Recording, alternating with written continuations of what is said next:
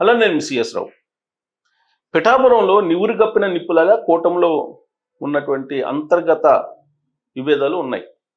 అవి అభిప్రాయ భేదాలు అనుకోండి, విభేదాలు అనుకోండి, అది ఏమన్నా అనుకోండి, మొత్తం మీద నివురు గప్పిన నిప్పులాగా ఉంది అక్కడ ఉన్నటువంటి సిచ్యువేషన్. ఎప్పటి నుంచి అది బాగా కనిపిస్తుంది అని అంటే, ఇటీవల కాలంలో జనసేన పార్టీ ఆవిర్భావ సభ పెట్టింది. ఆ సందర్భంగా నాగబాబు గారు చేసినటువంటి కామెంట్స్ తోటి ఇప్పుడు కూటమిలో ఉండేటువంటి మిగిలిన పక్షాలకు సంబంధించిన క్యాడర్ కొత్త ఉడికిపోతూ ఉన్నాయి. కారణం ఏంటంటే, నాగబాబు గారు ఏమన్నారంటే, పవన్ కళ్యాణ్ గారి గెలుపు జనసేన కూటమిలో కీలకంగా ఉండడానికి కారణం ఏంటి? పిఠాపురంలో పవన్ కళ్యాణ్ గారు గెలవడానికి పవన్ కళ్యాణ్ గారి ఇమేజ్, అలాగే పిఠాపురం ప్రజల యొక్క ఆదరణ. ఇక ఈ రెండు మాత్రమే కారణాలు. మూడో వ్యక్తి కాదు, మూడో కారణం ఏది లేదు. ఒకవేళ ఉంది అనుకుంటే వాళ్ళ కర్మ అంటూ అక్కడ ఉన్నటువంటి తెలుగుదేశం పార్టీ నేత వర్మ గురించి క్లియర్గా అర్థమయ్యేటట్లు సెటైర్ వేశారు నాగబాబు గారు. ఇక ఆ రోజు నుంచి తెలుగుదేశం పార్టీ కేడర్ కానీ లేదా వర్మకు సంబంధించినటువంటి అభిమానులు కానీ మనసులో పెట్టుకున్నారు. కాకపోతే చంద్రబాబు నాయుడు గారు ఉన్నారు కాబట్టి చంద్రబాబు నాయుడు గారు ఒక క్రమశిక్షణ తెలుగుదేశం పార్టీ కార్యకర్తలకు నేర్పారు. ఆ క్రమశిక్షణతో ఉంటున్నారు కాబట్టి ఇంతకాలం పాటు కామ్గా ఉన్నారు.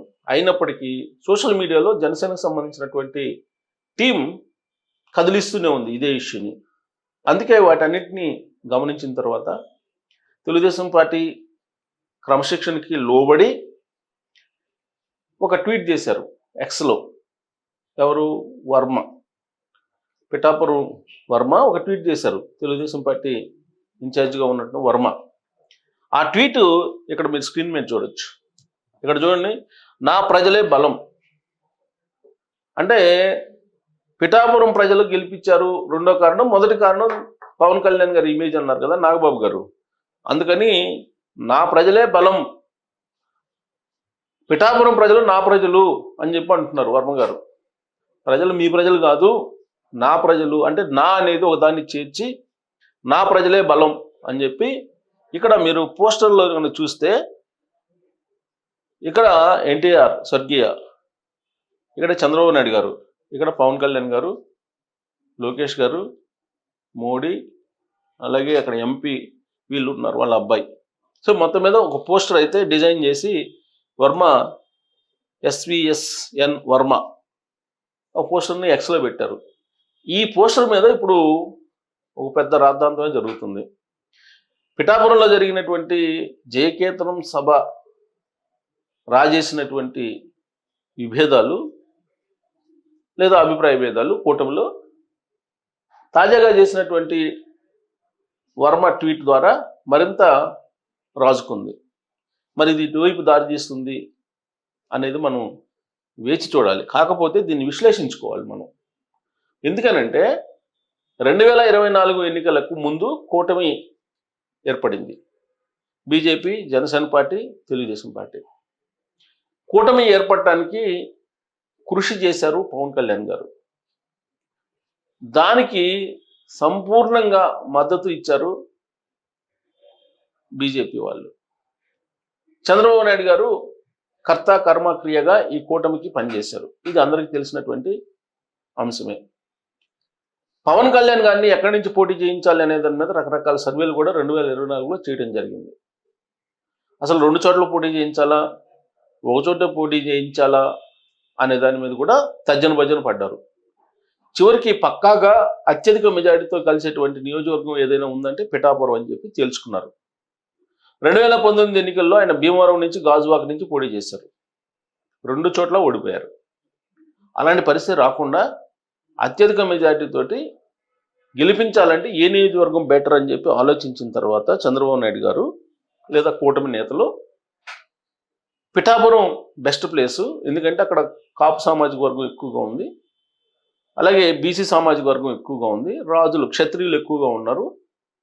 వర్మని ఫీల్డ్లో లేకుండా కాంప్రమైజ్ చేసేస్తే, తెలుగుదేశం పార్టీ అభ్యర్థి లేకుండా చేస్తే అప్పుడు పవన్ కళ్యాణ్ గారు గెలుస్తారు అని చెప్పి అంచనా వేశారు. ఇంకోటి ఏంటంటే పిఠాపురంలో వర్మకి ఎంత బలం ఉంది, తెలుగుదేశం పార్టీ కాదంటే అని కూడా అనొచ్చు. బట్ వర్మకి ఎంత బలం ఉంది అనేది ఆయన స్వతంత్రంగా పోటీ చేశారు. పోటీ చేసినప్పుడు ఆయనకు వచ్చినటువంటి ఓట్లే మనకు ఒక ఉదాహరణగా కనిపిస్తూ ఉంటుంది. ఆయన పోటీ చేసినప్పుడు తెలుగుదేశం పార్టీకి ఏమాత్రం తీసుకోకుండా ఆయనకు స్వతంత్రంగా పోటీ చేసినప్పుడు కూడా ఆయనకు ఓట్ బ్యాంక్ వచ్చింది, పర్సనల్ ఓట్ బ్యాంక్. మరి ఆయన అక్కడ ఉన్నటువంటి ప్రజలతో అందుబాటులో ఉంటుంటారు ఎప్పుడు కూడా.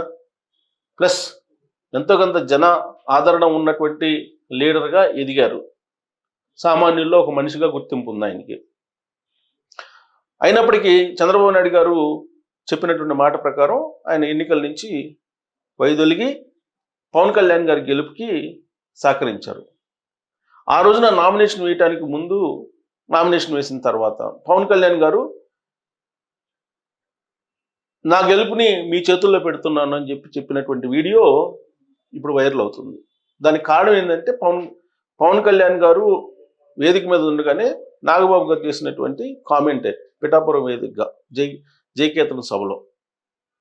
ఆ రోజున పవన్ కళ్యాణ్ గారి గెలుపుని మీ చేతిలో పెడుతున్నాం అని చెప్పేసి వర్మ గారికి చేతిలో చెయ్యి వేసి చెప్పినటువంటి దృశ్యాన్ని అది సోషల్ మీడియాలో వైరల్ అవుతుంది. దానికి కారణం కూడా అదే, నాగబాబు గారు చేసినటువంటి కామెంట్సే. సో అంటే వర్మ గారి సపోర్ట్ లేకుండా పవన్ కళ్యాణ్ గారు గెలవరు అనేటువంటి యాంగిల్లో ప్రొజెక్ట్ చేశారు వర్మ అభిమానులు. ఇది గత వారం రోజుల నుంచి బాగా స్ప్రెడ్ అవుతుంది. స్కోటంలో ముసలం ఏర్పడింది అని చెప్పి రకరకాలుగా చాలామంది విశ్లేషణలు చేస్తూ ఉన్నారు, అభిప్రాయపడుతూ ఉన్నారు. అలాగే ప్రత్యర్థి పార్టీలు కూడా కూటమి పని అయిపోయింది, కూటమిలో తేడాలు వచ్చేసినాయి, నాగబాబు గారు బాగా చేసినటువంటి కామెంటు ఈ కూటమికి ఖచ్చితంగా రోజులు దగ్గర పడేలా చేసాయి అనేది రకరకాలుగా చెప్తూ ఉన్నారు. సో దానికి బలం చేకూరేలా ఇప్పుడు ఏంటంటే వర్మ అభిమానులు ఈ వీడియోని వైరల్ చేశారు. ఇప్పుడు అదనంగా ఇంకొక పోస్టర్ను విడుదల చేశారు ఎక్స్ ఖాతాలో. ఇప్పుడు తాజాగా ఈ పోస్టర్ ఎందుకు విడుదల చేశారు అని అంటే 2 days బ్యాక్, అంటే 24 hours ముందు ఒక నిర్ణయం తీసుకున్నారు జనసేన పార్టీలో. పిఠాపురంలో ఎమ్మెల్యేగా పవన్ కళ్యాణ్ ఉన్నప్పటికీ కూడా ఇన్ఛార్జిగా నాగబాబు గారు ఉంటారు, నాగబాబు గారే మొత్తం చూసుకుంటారు అనేది ఇన్ఛార్జిగా ఏర్పాటు చేశారు. అక్కడ ఆయన ఎమ్మెల్సీగా ఎంపికయ్యారు. ఎమ్మెల్సీగా ఎంపికైన తర్వాత మంత్రి అవుతారని చెప్పి అనుకున్నారు. మరి మంత్రి అవుతారో కాదో తర్వాత సంగతి, కానీ ఈ లోపుగానే ఆయన్ని పిఠాపురం ఇన్ఛార్జిగా పెట్టారు. పిఠాపురం ప్రజలు నేరుగా పవన్ కళ్యాణ్ గారి బదులు నాగబాబు గారిని కలిసి సమస్యలను చెప్పుకోవచ్చు, పరిష్కరించుకోవచ్చు. దాన్ని చూసిన తర్వాత, ఆ నియామకాన్ని గమనించిన తర్వాత వర్మ అభిమానులు వర్మని తొక్కేసేటువంటి కార్యక్రమం జరుగుతుంది. ఇక్కడ రాబోయేటువంటి రోజుల్లో వర్మకి రాజకీయపరమైనటువంటి స్థానం పిఠాపురంలో ఉండకపోవచ్చు అనేటువంటిది ఒక భావన వాళ్ళకి కలుగుతుంది. అందుకే అలాంటి వాళ్ళకు సమాధానం ఇస్తూ ఏం పర్లేదు, ఎలాంటి పరిణామం చోటు చేసుకున్నా నా ప్రజలు బలం, నా ప్రజలే బలం, అంటే నాకు ప్రజలే బలం అనేటువంటి ఒక సంకేతాన్ని ఇస్తూ బహుశా కూటమికి, ఒక జనసేన పార్టీకే కాదు తెలుగుదేశం పార్టీకి కూడా పరోక్షంగా ఒక సంకేతం ఇచ్చారేమో అనే ఒక భావన కలిగేలా ఆ పోస్టరు టైటిల్, ఆ పోస్టర్లో ఉండేటువంటి ఫోటోలు ఇవన్నీ ఉన్నాయి. బహుశా నాకు తెలిసినంత వరకు వర్మ గారు తెలుగుదేశం పార్టీని వీడి లేదా చంద్రబాబు నాయుడు గారి మాటను మీరి అడుగు వేసేటువంటి పరిస్థితి లేదు. కాకపోతే జనసైన్యం వర్మ అభిమానుల్ని ప్రత్యక్షంగా పరోక్షంగా ఉడికిస్తూ ఉంది.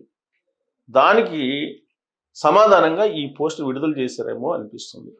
మరి మీకు ఈ పోస్టర్ విడుదల వెనుక ఏం కనిపిస్తుంది అనే దాని మీద మీరు అభిప్రాయం వ్యక్తం చేయొచ్చు. Thank you.